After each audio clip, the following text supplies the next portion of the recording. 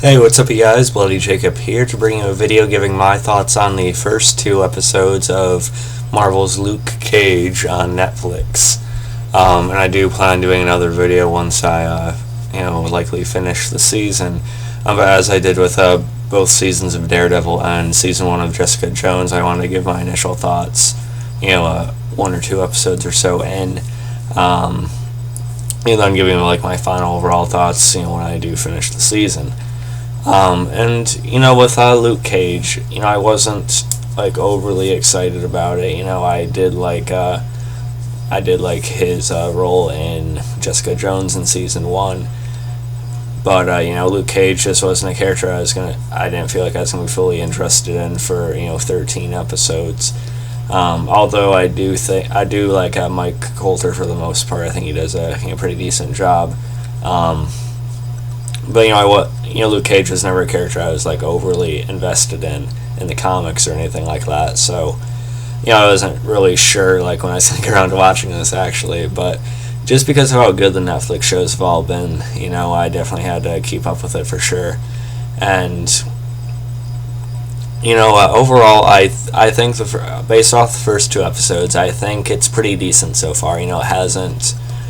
To be honest, it hasn't blown me away or gripped me like Daredevil did in its first season or second season. And although Daredevil's by far my favorite, I don't think I'm liking it quite as much as Jessica Jones either. Just something about it's not quite getting me with the other two. And again, that could be because I'm just more naturally interested in Daredevil, especially, but I don't know, just, like I said, I do like Mike Colter. I think he's doing a good job, and, the plot so far is pretty simple. He's back in Harlem, and, for some reason, major shit goes down, or, some slightly more minor stuff so far, but, I know more major shit's gonna go down, and I always find it kind of funny that no other character gets involved with it, like I know Daredevil protects, Hell's Kitchen, of course, but it seems like at some point he would hear about some other stuff going on, and then he'd actually show up and look into it himself. Maybe, I don't know, or maybe Luke Cage needs a lawyer, and Nelson Murdoch, right? I just feel like they could connect some of these shows more than they have lately. I know we have the Defenders coming up eventually, but I feel like we could have more appearances from the characters and their individual shows, sort of crossing over a little bit more often. I don't know why they haven't taken advantage of that. But I do like the show. If I had to rate the first two episodes, I'd give them both probably about a 7.5 or so, I think. Yeah, sorry, distracted. Facebook, they have this thing where a message pops up on the side no matter what tab you're on.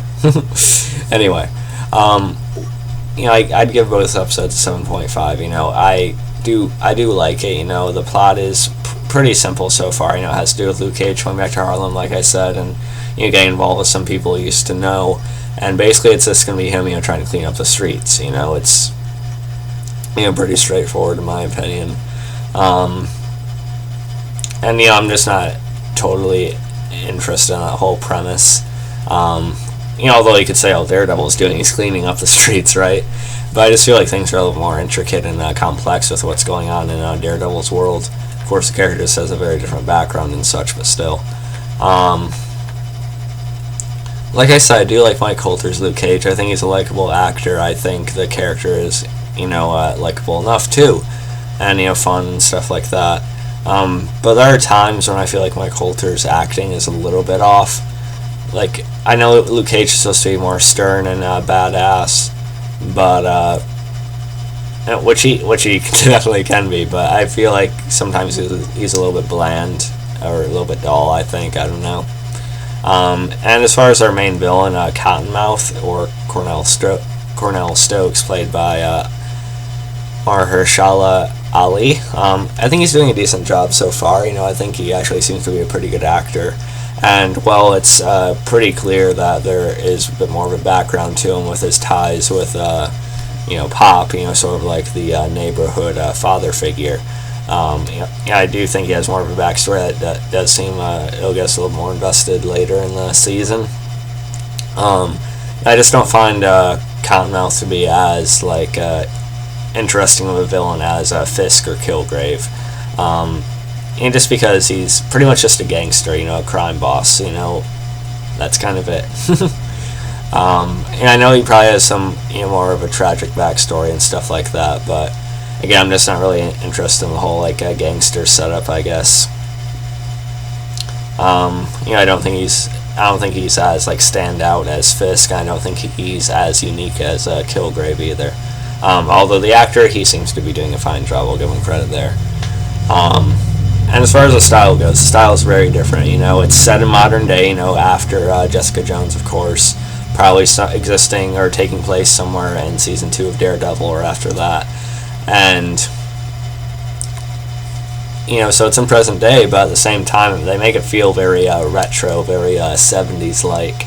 And I'm sort of mixed on that. I get what they're going for. They wanted to have a modern Luke Cage, keep him a little bit more dark and grounded, but at the same time, sort of have that 70s vibe to him, like in some of the older comics and such. So I get what they're going for, but at the same time, it feels a little weird sometimes. Like I feel like there's like a lot of stereotypes almost with some of the characters, and sometimes it feels like they're going a little bit too. They're trying a little bit too hard for like. I don't know how to say it. Like they're trying a little bit too hard to make some of these African characters stand out. Not that there's anything wrong with that, but it feels like they're just. It just feels like they're almost just trying to push that envelope a little bit too much when it doesn't need to be just like flat out there in front of you. I feel like there should be more. I don't know. It just seems weird. I don't know. It's kind of hard to explain it. I don't want to go into that too much. But it's sort of like a Supergirl as well. No, Luke Cage isn't like Supergirl. I'm kind of getting mixed up here. But how Supergirl, they try to push, like the female power thing and stuff like that, which of course is great, but it's a little bit too just, full front all the time. And this is kind of like that. But, there is some good action to it. So far anyway, I know there's some bigger stuff coming up. I know there's like a version of a Luke Cage hallway fight scene, which will probably be pretty cool. But overall, I just think it's a little bit more basic compared to Jessica Jones and especially Daredevil, and it's not gripping me as much. Although I do like it, like I said, I'd give both episodes probably about a 7.5. Let me know what you think about Luke Cage so far. I think it does have potential. I probably will watch the rest of the season eventually. To be honest, I finally started because I'm waiting on starting Arrow Season 3 to when I buy it, and that's going to be Thursday, so I have to watch something until then. But, I'm glad I started it. I'm glad I'm keeping up with everything Netflix does, because even if I don't like Luke Cage as much as Jessica Jones or Daredevil, there still is a certain amount of quality to it that I do think is still very well done. And I also did like the Pops character, played by Frankie Falson. I think he's a very good actor, and it was unfortunate that his character is killed off at the end of episode 2. I didn't expect it that quickly. But I did like him. And I also like Misty Knight. It's cool to see her in this. I don't know that much about the character in the comics, but I do like how Simone Missick is playing her so far. I think she's definitely one of the more likable characters on the show, along with Luke and Cottonmouth probably. But yeah, overall I do like it. I just think it's not quite as standout or unique as Daredevil or Jessica Jones, but I will keep watching. And yeah, so let me know what you guys think. Follow me on Facebook, Twitter, like, subscribe, and peace.